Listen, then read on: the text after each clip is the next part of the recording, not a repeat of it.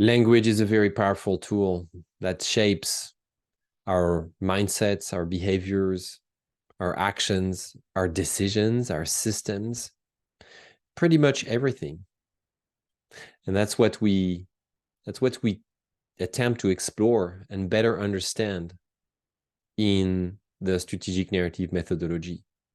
We try to get to the heart of narrative power, our leadership ability to defy the normal when the normal is wrong through better use of language. And I have explored that skill. I have explored that power for a while now, and consistently try to model how it could work and make it simple, make it easy for people. It's not a new thing if you think about it. Positive psychology or language psychology or linguists have all researched already and demonstrated how language takes over many, many things, like our decisions, like our actions. I just talked about that. But if I could share a very simple way to think about it, would be to think about just a triangle. In fact, let me show it to you, because I have a slide that I tend to use in many of my presentations. It's a slide that just is just simple enough and helpful enough to express what language does. And I call it, I'm not sure I have a final name for this diagrams yet, but I want to call it maybe the narrative power triangle. And here's the triangle. Narrative power develops when we connect what we say with how we think and what we do.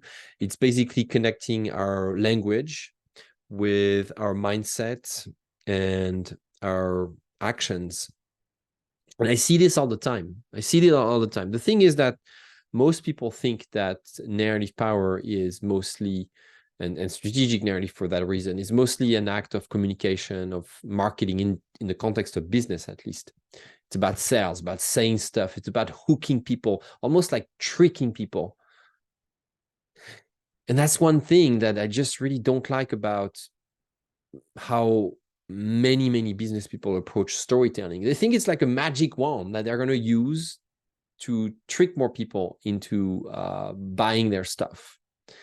And I believe that it goes actually much deeper than this. It should be something handled with different values like authenticity, empathy, respect. Because when you start to dabble in that power, you can do some damage. So it has to, there is responsibility in using the power of language. So back to this diagram.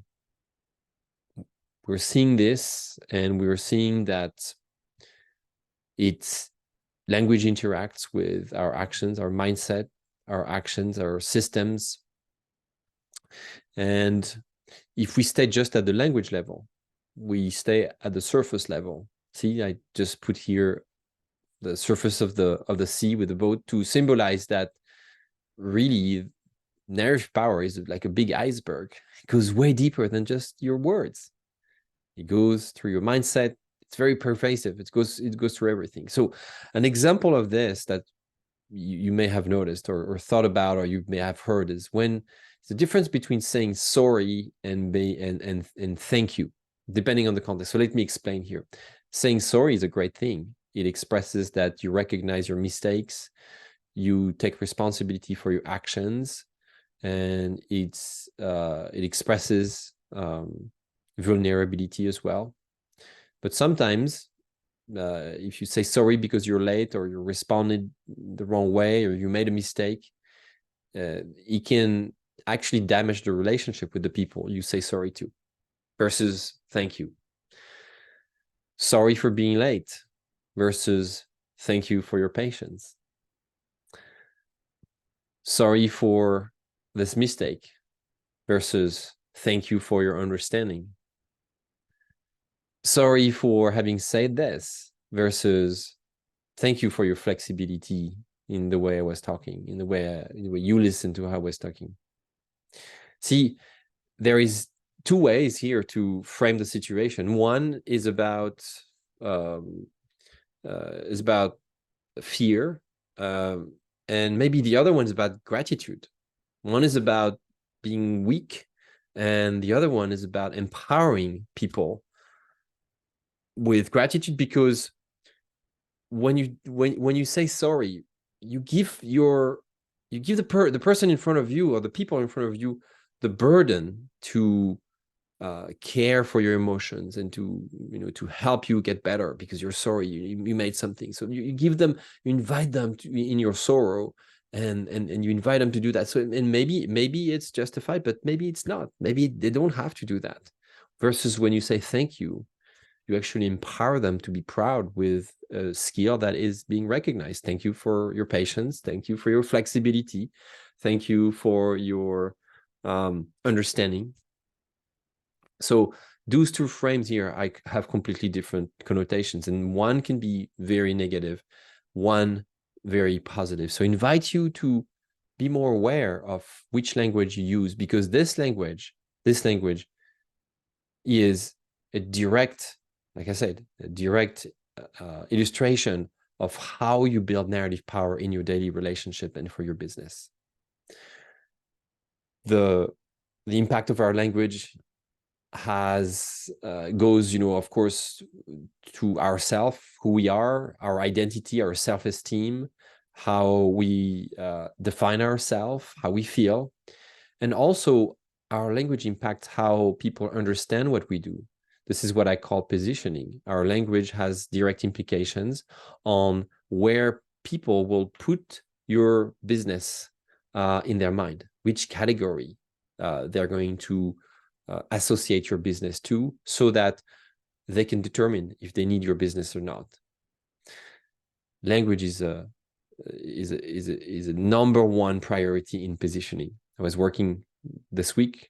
I've been working continuously, but this week particularly intensely, with some clients for which the decisions in their positioning statement, which is really an act of deciding, how to very clearly and concisely name what their product does, their business does. So we worked on this, and language was of the essence. We caught ourselves wordsmithing, although some people may feel like it's a surface level exercise, like it's an art just of communication, just like I was showing on this diagram.